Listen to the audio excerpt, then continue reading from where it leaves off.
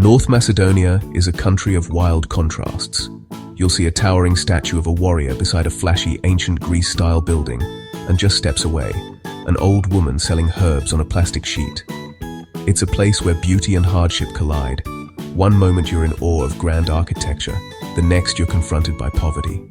This isn't your polished European holiday spot.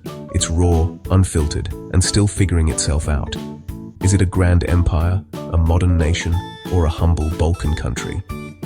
Somehow, it's all three at once. The collision of wealth and struggle is everywhere. Sip cheap coffee in a fancy cafe, and you'll see a child weaving through crowds asking for change. The shiny city center is worlds apart from the reality many locals face. North Macedonia doesn't hide its struggles. It wears its heart and history on its sleeve. Travel here isn't about perfection. It's about diving into the real, complicated story of a country. It's a place that challenges and charms you, leaving a mark that's hard to shake. This is a story of resilience, pride, and hope for a better future. So, where is North Macedonia? Tucked in the Balkans, bordered by Serbia, Kosovo, Bulgaria, Greece, and Albania, it's a true crossroads of cultures. With just 2 million people, it feels intimate, more like a big town than a country. Skopje, the capital, is home to a quarter of the population and is the main draw for visitors.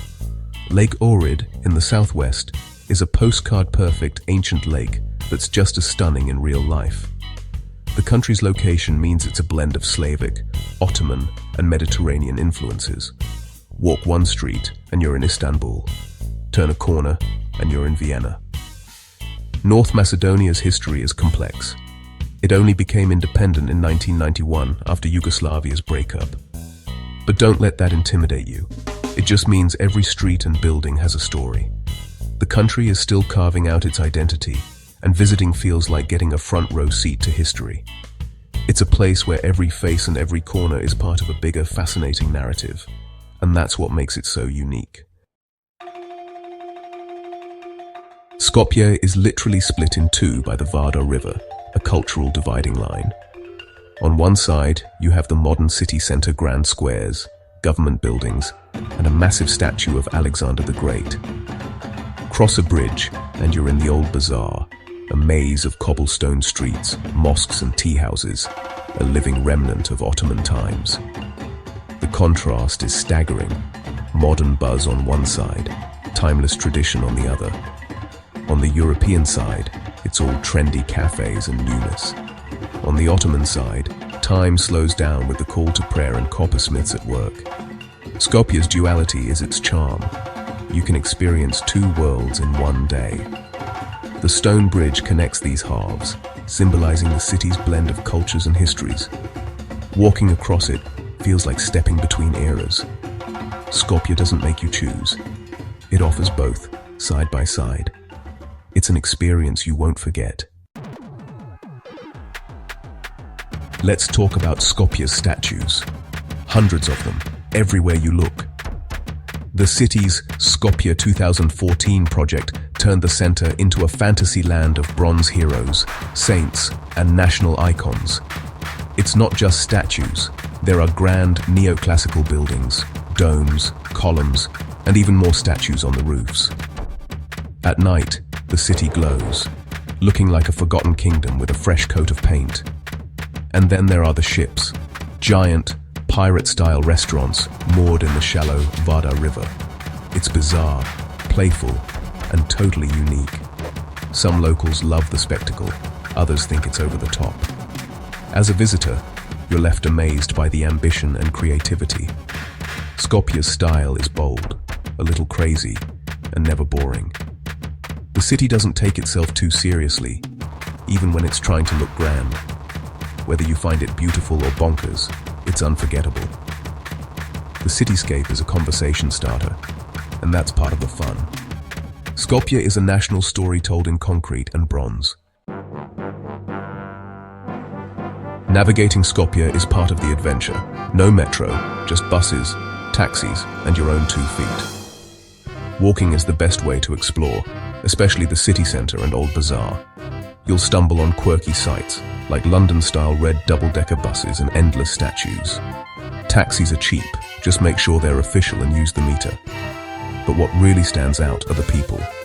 Macedonians are warm, friendly, and eager to help. Don't be surprised if a stranger offers directions or strikes up a chat in a cafe. The city feels modern and youthful, with stylish locals and a cosmopolitan vibe. Even with language barriers, there's a genuine sense of welcome.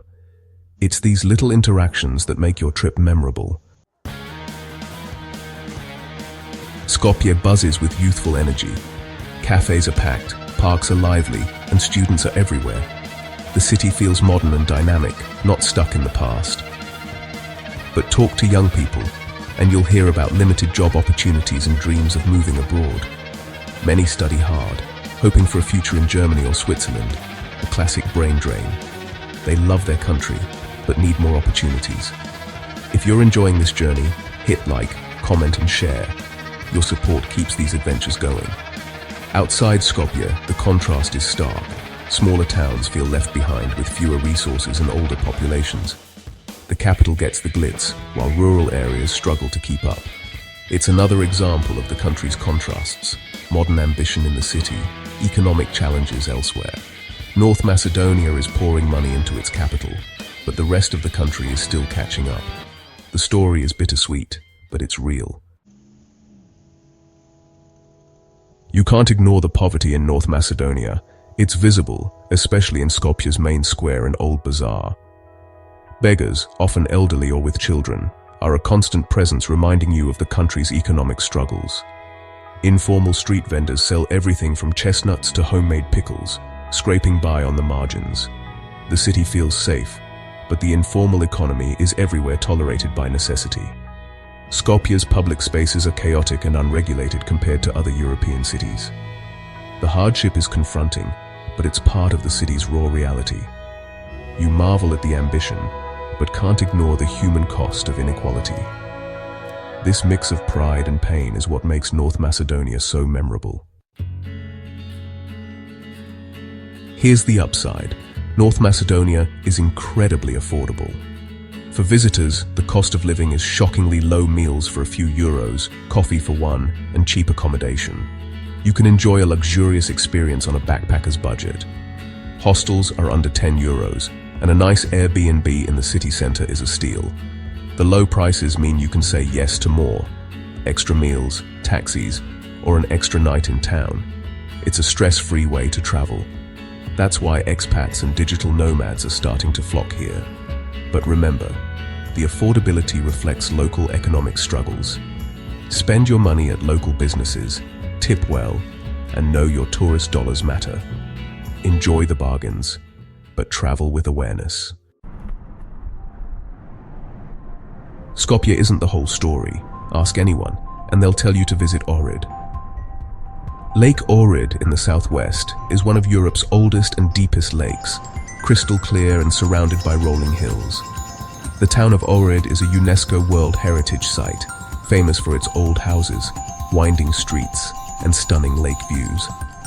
It's peaceful, slow-paced, and perfect for unwinding. Ohrid is dotted with historic churches. Legend says there were once 365, one for each day of the year. The Church of St. John at Caneo, perched on a cliff, is the country's most iconic spot. Macedonians come here for summer holidays. Expats come for a quieter life. Swim in the lake, hike in Galicica National Park, or relax at a lakeside cafe. Ohrid feels worlds away from Skopje's chaos, a place for peace and nature.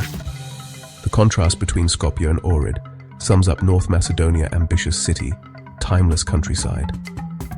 To understand the country, you need both: the beautiful chaos and the serene soul. Together, they tell North Macedonia's full, captivating story.